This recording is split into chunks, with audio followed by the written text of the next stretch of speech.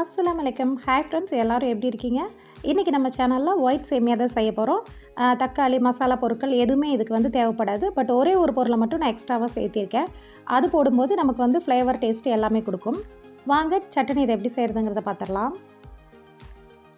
இது செய்கிறதுக்கு ஒரு பேன் வச்சு ஹீட் பண்ணிக்கிறேன். ஒரு 4 டேபிள் ஸ்பூன் போல் குக்கிங் ஆயில் சேர்த்து நல்லா ஹீட் பண்ணிக்கிறேன். இப்போ ஆயில் ஹீட் ஆகி வந்தோடனே ஒரு 1/4 டீஸ்பூன் போல் கடுகு சேர்த்துக்கலாம்.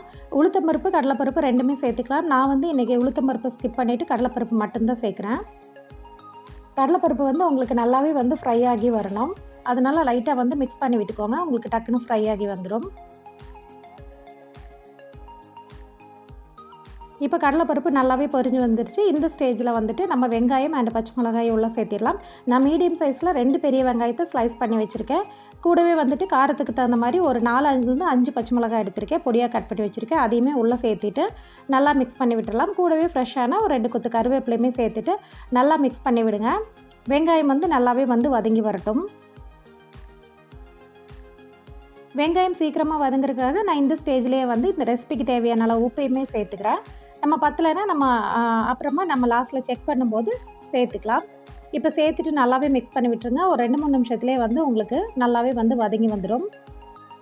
இதுதாங்க அந்த முக்கியமான பொருள். அதாவது ஒரு 1/4 டீஸ்பூன் மட்டும் இஞ்சி பூண்டு பேஸ்ட்டு சேர்த்துருக்கேன். நான் வந்து இன்றைக்கி 2 பேக்கெட் சேமியா எடுத்திருக்கேன். ஸோ அதனால் 1/4 டீஸ்பூன் போல் சேர்த்துருக்கேன். இதுக்கு மேலே சேர்க்க தேவையில்லை.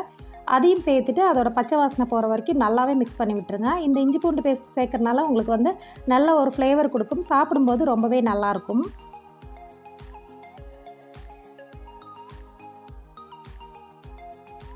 இப்போ நல்லாவே வதங்கி வந்துடுச்சு. இப்போ வந்து நம்ம தேவையான அளவு தண்ணி சேர்த்துக்கலாம். ஆல்ரெடி வந்து நம்ம என்ன சேமியா யூஸ் பண்ணுறோமோ அதிலே வந்து நம்ம தண்ணி எவ்வளவு அப்படிங்கிறத மென்ஷன் பண்ணியிருப்பாங்க. இருந்தாலும் நார்மலாக வந்து ஒரு பேக்கெட் சேமியாவுக்கு நீங்கள் 1/2 லிட்டர் தண்ணி சேர்த்துனீங்கன்னா கரெக்டாக இருக்கும். நான் இன்றைக்கி 2 பேக்கெட் சேர்க்குறேன். ஸோ 1 லிட்டர் தண்ணி வந்து நான் சேர்த்துருக்கேன். சேர்த்துட்டு தண்ணி நல்லா கொதித்து வரட்டும். கொதித்து வரும்போது உப்பு, காரம் செக் பண்ணிவிடுங்க. காரம் வந்து உங்களுக்கு கரெக்டாக இருக்கும். உப்பு மட்டும் கரெக்டாக இருக்கா அப்படின்னு செக் பண்ணிவிடுங்க. அப்போ தான் உங்களுக்கு சேமியா போடும்போது டேஸ்ட் உங்களுக்கு நல்லாவே இருக்கும். இப்போ நல்லா கொதித்து வந்துருச்சு. இப்போ நான் 2 பேக்கெட் சேமியாவுமே வந்து நான் உள்ளே சேர்த்திடுறேன். சேர்த்திட்டு ஒரு 2-3 நிமிஷத்துக்கு நல்லாவே மிக்ஸ் பண்ணி விட்டுருங்க. பாருங்கள், இப்போ சேமியாலாம் நல்லா வெந்து நல்லா வற்றி வர ஆரம்பிச்சிருச்சு. இந்த ஸ்டேஜ்லேயே, அதாவது லைட்டாக தண்ணி இருக்கும்போதே நீங்கள் வந்துட்டு ஃப்ரெஷ்ஷான மல்லி இலையை கட் பண்ணி உள்ளே சேர்த்திருங்க.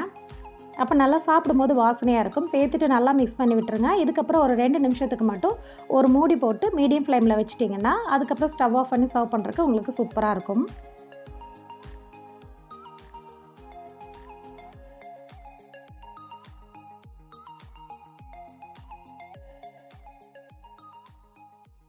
இந்த சேமியா செய்கிறதுக்கு நமக்கு டோட்டலாக ஒரு 10 மினிட்ஸ்லேயே வந்து செஞ்சிடலாங்க. ரொம்ப நேரம்லாம் தேவைப்படாது.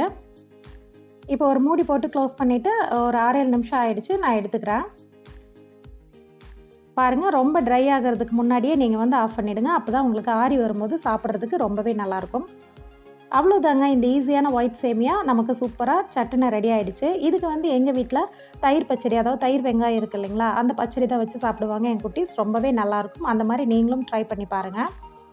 அப்படியே இந்த ரெசிபி பிடிச்சிருந்தா நான் லைக் பண்ணுங்கள். நம்ம சேனல் ஆஹா வேர்ல்டை ஃபஸ்ட் டைமாக பார்க்குறவங்க நம்ம சேனல் ஆஹா வேர்ல்டை சப்ஸ்கிரைப் பண்ணி ஃபாலோ பண்ணுங்கள். நெக்ஸ்ட்டு இதே மாதிரி ஒரு ஈஸியான அண்ட் டேஸ்டியான ரெசிபியோட எல்லாருமே மீட் பண்ணுறேன். தேங்க்ஸ் ஃபார் வாட்சிங். பாய்.